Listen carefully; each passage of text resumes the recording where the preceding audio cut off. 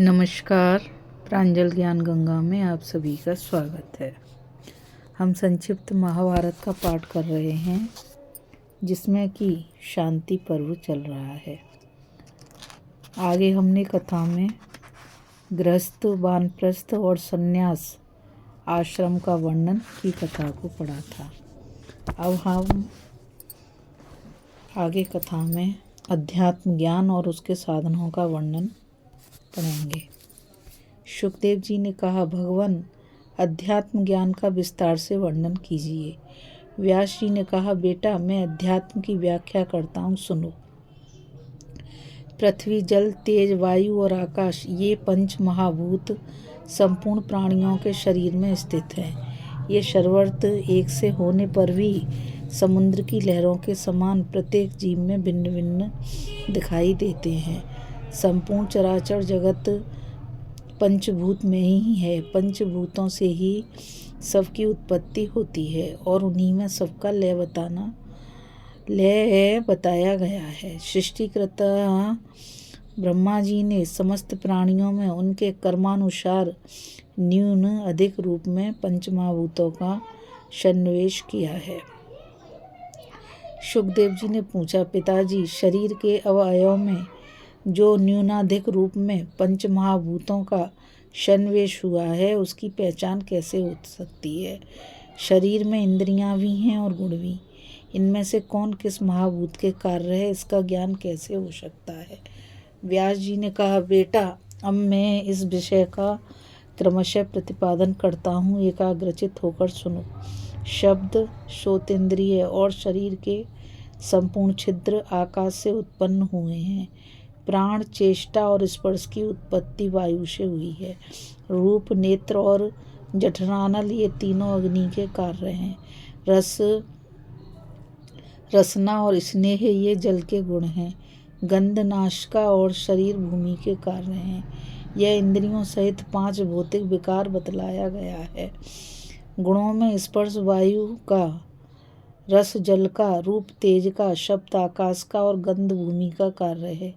जैसे कछुआ अपने अंगों को फैलाकर फिर सिकोड़ लेता है, उसी तरह बुद्धि संपूर्ण इंद्रियों को विषयों की ओर फैलाकर फिर समेट लेती है। बुद्धि ही गुणों का स्वरूप धारण करती है और मन सहित संपूर्ण इंद्रियां भी बुद्धि रूप ही हैं। बुद्धि के अभाव में गुण या इंद्रियों का अस्तित्व ही कहाँ है? मनुष्य के शरीर में 5 इंद्रियां हैं। छठा तत्व मन है, 7वां तत्व बुद्धि और 8वां क्षेत्रज्ञ है।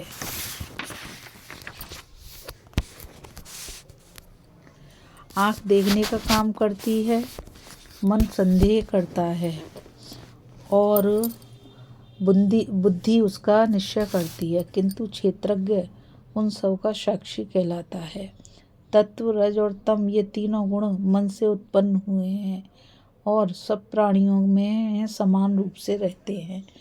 उनकी पहचान उनके कार्यों द्वारा होती है। जब हर्ष, प्रेम, आनंद, समता और स्वस्थ चित्तता का विकास हो तो सत्वगुण की वृद्धि समझनी चाहिए। अभिमान, असत्य भाषण, लोभ, मोह और असहनशीलता ये रजोगुण के चिन्ह हैं। मोह, प्रमाद, निद्रा, आलस्य और अज्ञान को तमोगुण का कार्य जानना चाहिए। सुखदेव, कर्म करने में 3 प्रकार से प्रेरणा मिलती है।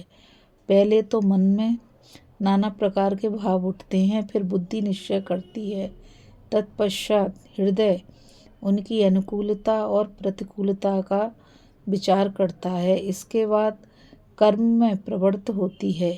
इंद्रियों की अपेक्षा उनके विषय श्रेष्ठ हैं। विषयों से मन, मन से बुद्धि और बुद्धि से आत्मा श्रेष्ठ है। भिन्न भिन्न विषयों को ग्रहण करने के लिए बुद्धि ही विकृत होकर नाना रूप धारण करती है। वही जब सुनती है तो श्रोत कहलाती है और स्पर्श करते समय स्पर्श इंद्रिय के नाम से पुकारी जाती है। वही देखते समय दृष्टि और रसास्वादन करते समय रसना हो जाती है तथा जब वह गंध को ग्रहण करती है उस समय घ्राण इंद्रिय कहलाती है। इस प्रकार बुद्धि के इन विकारों को ही इंद्रिय कहते हैं। मनुष्य जब किसी बात की इच्छा करता हो तो उसकी बुद्धि मन के रूप में परिणित हो जाती है। नेत्र आदि इंद्रियां अलग अलग प्रतीत होने पर भी बुद्धि में ही स्थित हैं।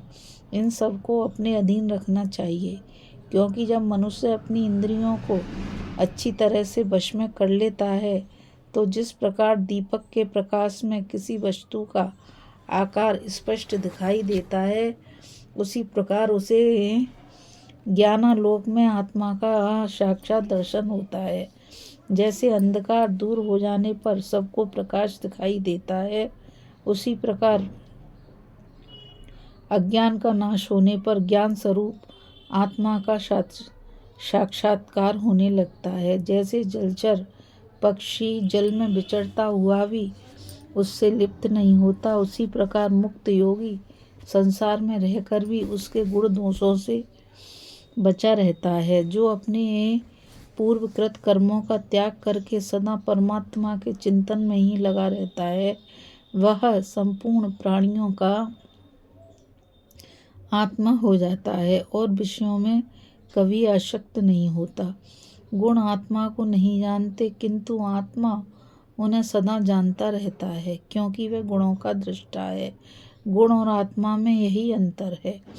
प्रकृति ही गुणों की सृष्टि करती है, आत्मा तो उदासीन की भांति अलग रहकर देखा करती है। जैसे मकड़ी अपने शरीर से तंतुओं की सृष्टि करती है, उसी प्रकार प्रकृति ही समस्त त्रिगुणात्मक पदार्थों की जननी है। किन्हीं का मत है कि तत्व ज्ञान से जब गुणों का नाश कर दिया जाता है तो फिर वे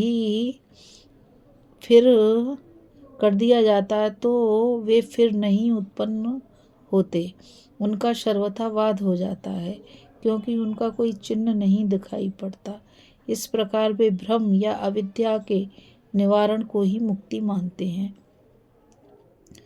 दूसरों के मत में त्रिविध दुखों की आत्यांतिक निवृत्ति ही मोक्ष है। इन दोनों मतों पर अपनी बुद्धि के अनुसार विचार करके सिद्धांत का निश्चय करें और अपने महत्व स्वरूप में स्थित हो जाएं।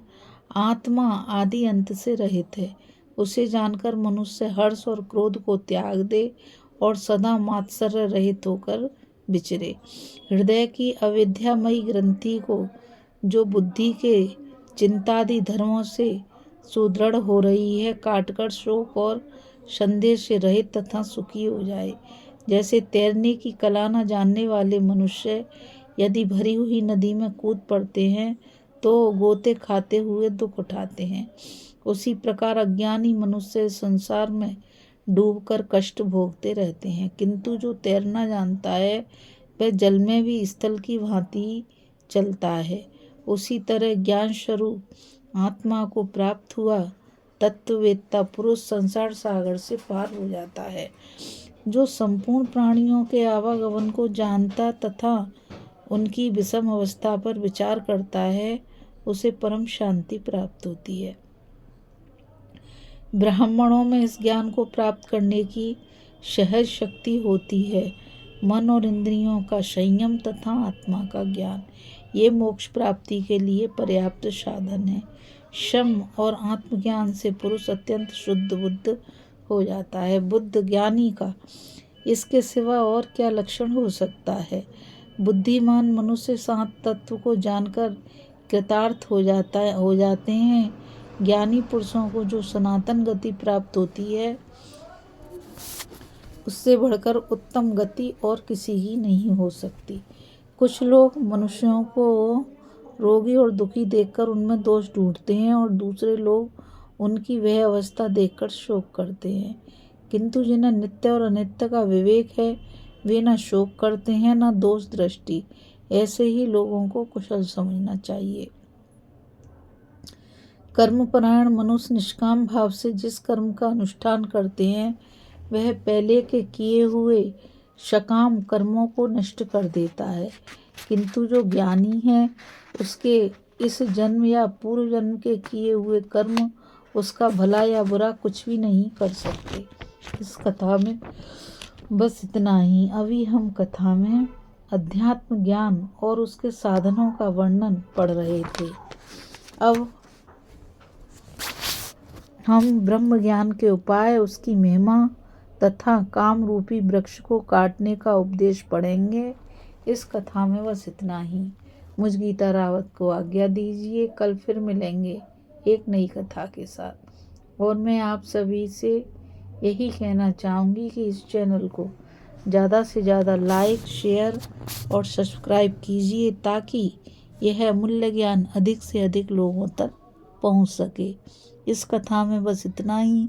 राधे राधे। जय श्री कृष्णा। नमस्कार।